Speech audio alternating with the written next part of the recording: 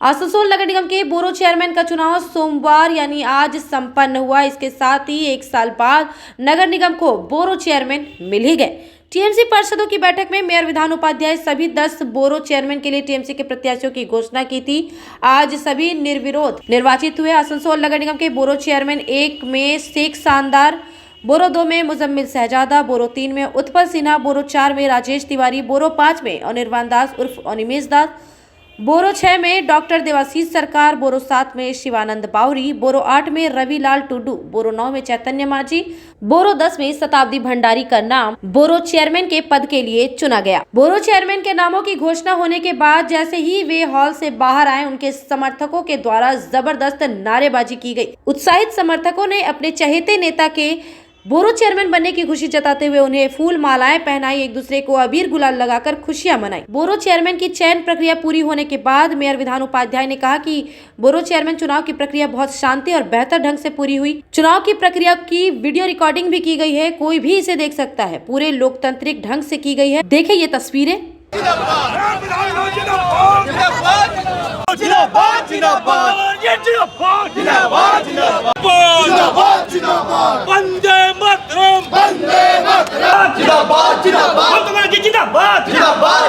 যেভাবে সিস্টেম আছে, প্রতিটা বোরোতে একটা টাইম দেওয়া হয়েছিল, সেই টাইমে সমস্ত কাউন্সিলরকে ঢুকতে হয়েছিল এবং তারপর কাউন্সিলররা প্রস্তাব করে একজন সমর্থন করে।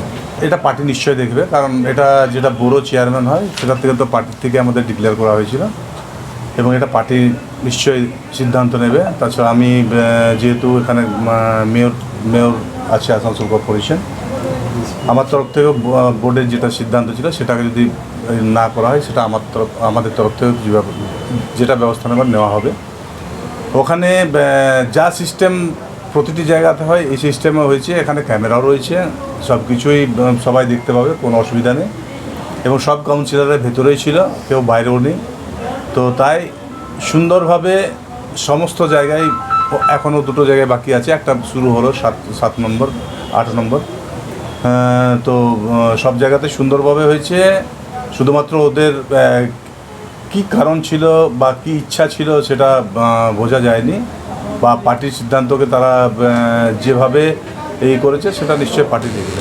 আনন্দ লাগছে। গত 5 বছর যেভাবে, প্রথমে আমি মাননীয় মুখ্যমন্ত্রী মমতা ব্যানার্জিকে ধন্যবাদ জানাই, অভিষেক ব্যানার্জিকে ধন্যবাদ জানাই। সাথে সাথে যে মানুষ এবং আমাদের দল যে আমার প্রতি আস্থা ভরসা রেখেছে, আমি প্রথম 5 বছর যে ডেভেলপমেন্টের কাজ করেছিলাম, এগেইন আবার আমাকে সেকেন্ডবার আমাকে জামুরিয়া চেয়ারম্যানও বানানোর জন্য আমি দলকে ধন্যবাদ জানাই। এইবারে দেখুন, বড়ো কমিটির চেয়ারম্যান হিসাবে প্রথম কাজ হয় বড়ো কমিটির মিটিং ডাকবো। সেই মিটিংয়ে আমরা রেজুলেশন করব। যেরকম আমাদের কর্পোরেশনের বোর্ড মিটিং হয়, ওইরকম বড়ো কমিটিতেও বড়ো কমিটির মিটিং হবে। 10 জন কাউন্সিলর মিলে আমরা সিদ্ধান্ত নেব যে কী হবে, মিটিংয়ে রেজুলেশন হবে, সেই রেজুলেশন অনুযায়ী কাজ হবে। মানুষের জন্য কাজ। তৃণমূল কংগ্রেসের আমাদের মমতা বন্দ্যোপাধ্যায়ের অনুপ্রেরণা, আমাদের মাথার উপরে অভিভাবক মলয়দা, আমাদের কর্পোরেশনের মেয়র বিধান, chairman Amarnath Chatterjee, deputy mayor 2 জন আছেন, আমাদের অভিজিৎ ঘটক এবং ওয়াসিমুল হক, আমরা সবাইকে নিয়ে এবং আমার সাথে যে 7 জন কাউন্সিলর রয়েছেন, প্রত্যেক কাউন্সিলরকে সঙ্গে নিয়ে, বিরোধী পক্ষের কাউন্সিলরকেও সঙ্গে নিয়ে আমরা এলাকার মানুষের উন্নয়নের কাজ করব। हमारे बोरो में 10 वार्ड है, 10 काउंसलर के साथ मैं बैठूंगा। पहले वार्ड में उन लोग के क्या क्या समस्या है, उन लोगों के साथ बैठ के बात करने के बाद उस हिसाब से धीरे धीरे प्रक्रिया चलेगी। जैसे जैसे अपने बोरो में घूमूंगा, जैसे जैसा काम होगा वैसे वैसा काम करूँगा। কাজ যেগুলো আমাদের চলছিল কর্পোরেশনে, সেগুলোকে আরও যতটা স্পিডি করা যায় সেটাই করতে হবে। আমাদের দলের যেটা মেন এজেন্ডা বিকাশ, সেটাকে আরও আগিয়ে নিয়ে যেতে হবে। মানুষের পাশে থাকার যে বার্তা দলনেত্রী দেন সেটাই দিতে হবে। হ্যাঁ, অবশ্যই, অ্যাবসলিউটলি। এটাতে একদম অনেক আনন্দ। আমি আমার রেসপেক্টের বাইরে এটা একটা জিনিস। আমি তো কী আনন্দ করব, কেমনভাবে উপভোগ করব, এটা আমি বুঝতে পারছি না। আগে আপনার প্রথম কাজ কী হবে?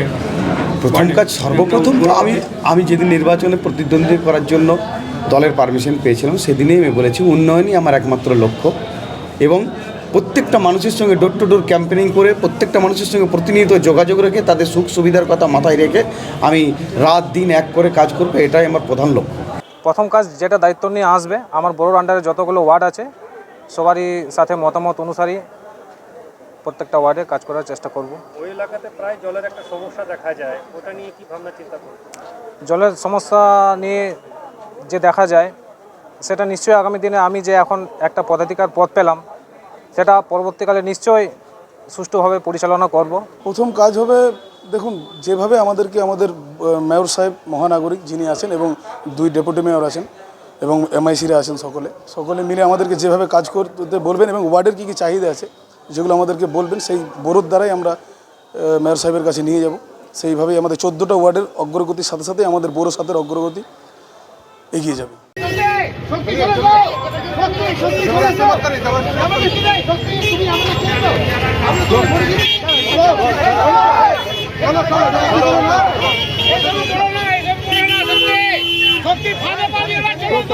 राजनीति में उम्र भी नहीं देखा जाता, न एक्सपीरियंस देखा जाता है।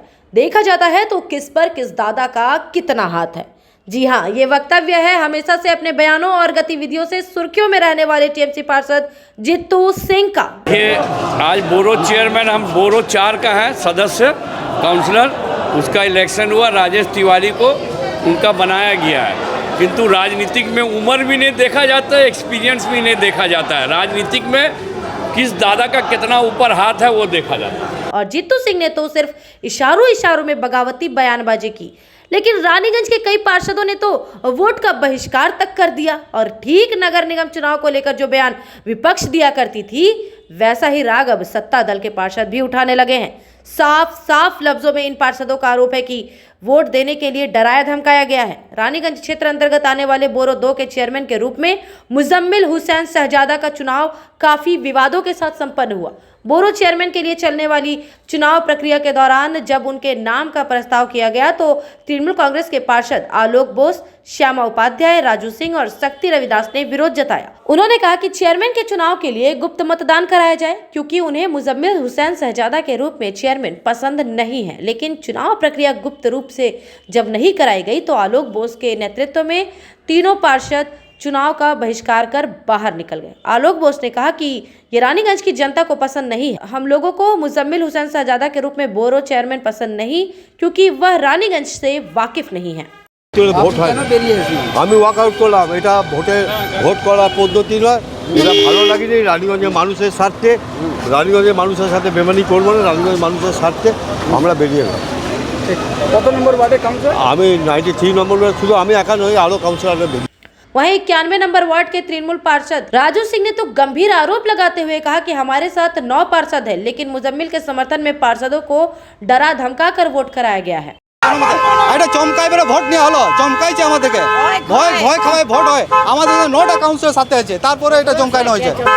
চমকাই ভয় খাওয়াইছে, যেটা ভয় খাওয়ানো হয়। ওপেন কি ভোট হয়? ওপেনকে সমর্থন করে সবাই নিজের স্বার্থে লয়। আমরা রানীগঞ্জে 91 নম্বর ওয়ার্ড, রানীগঞ্জের স্বার্থে আমরা লড়ছি। রানীগঞ্জে একটা মানুষ খুশি নাই, এমন একটা চেয়ারম্যান আমাদের মাথায় থেপে দিয়েছে কি একটা সাধারণ মানুষ খুশি নাই। আপনারা খবর নেবেন, আপনারা মিডিয়া, আপনারা খবর নিয়ে দেখুন, একটা পাবলিক খুশ আছে, এমন একটা ক্যান্ডিডেটকে দাঁড় করে দিয়েছে, মানুষ ভালো করে চিনে না, জানে না, না ও চালাতে পারবে।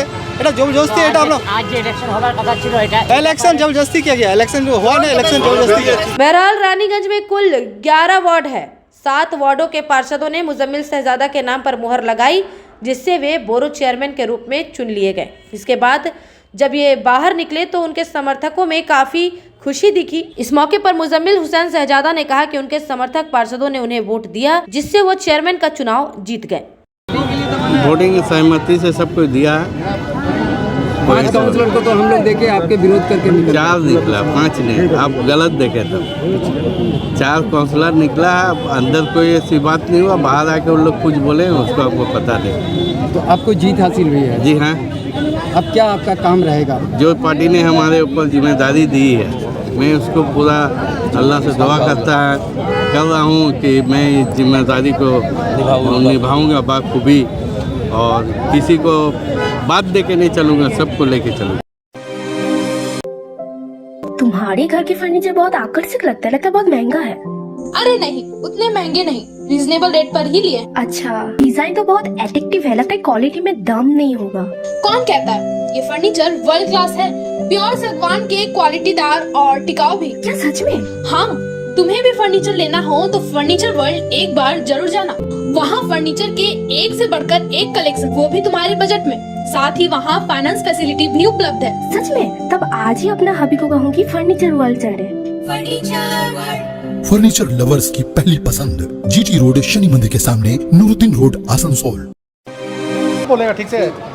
जनता हमेशा यही चाहती है कि उनके द्वारा चुना गया जनप्रतिनिधि न्याय संगत से उनके लिए काम करे और जनता की सेवा के साथ साथ अपनी राजनीति का सही तालमेल बैठा सके। 41 नंबर वार्ड की जनता ने आसनसोल नगर निगम को एक ऐसा पार्षद चुनकर दिया है जो खुले तौर पर भ्रष्टाचार के खिलाफ आवाज बुलंद करते हुए सुर्खियों में नजर आते हैं। एक और उन्होंने बोरो चेयरमैन के चुनाव में राजेश तिवारी को लेकर दिए गए बयान के कारण राजनीतिक सरगर्मी पैदा कर दी है। वहीं नगर निगम की फंड की कमी दूर करने के लिए जो सुझाव दिए हैं वह भी विचार करने योग्य देखे जा रहे हैं। पार्षद रणवीर सिंह भरारा उर्फ जीतू सिंह ने एक वीडियो जारी करते हुए कहा कि निगम में जो फंड आता है वह जनरल फंड से आता है। General fund tax, building plan pass कराने की फीस, होर्डिंग आदि से जो फीस वसूली जाती है उसे जनरल फंड कहते हैं और उसी से नगर निगम के विभिन्न खर्चे उठाए जाते हैं।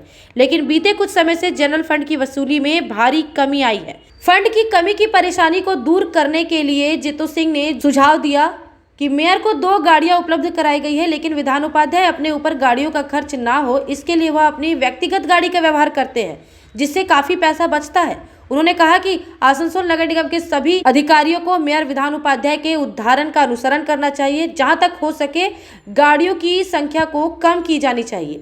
अपनी बात करता हूँ, मेरे वार्ड में पिछले 25 साल से CPM था, अभी 6 साल 5 साल BJP है, कोई काम नहीं हुआ, इसलिए जनरल फंड नहीं है बोल के काम नहीं हो रहा है। हम मेयर साहब के पास जा रहे हैं कि मेयर साहब इतने अच्छे हैं, वो हमको समझा रहे हैं कि फंड नहीं है, हम अपनी उनकी बात को हम समझ रहे हैं कि जो फजूली खर्च है, जैसे मेयर साहब को जहाँ तक मुझे मालूम है कि मेयर साहब को 2 सरकारी गाड़ी मिली हुई है, किंतु वो गाड़ी सरकारी गाड़ी का इस्तेमाल नहीं कर रहे हैं, वो अपनी प्राइवेट गाड़ी में छोटी सी आते हैं क्योंकि उनको पता है कि फंड नहीं है, हम गाड़ी यूज़ करेंगे 50,000 1 लाख रुपये खर्चा होगा, वो अपना गाड़ी यूज़ करते हैं। क्योंकि कॉरपोरेशन में हम देखते हैं 30-40 गाड़ी भाड़े में चल रही है, हर एक आदमी को 1-1 गाड़ी मिली हुई है। इसको बंद किया जाए जब तक जनरल फंड ना है, इसमें थोड़ी गाड़ी रख के 5-7 गाड़ी रख के पूल गाड़ी बनाया जाए।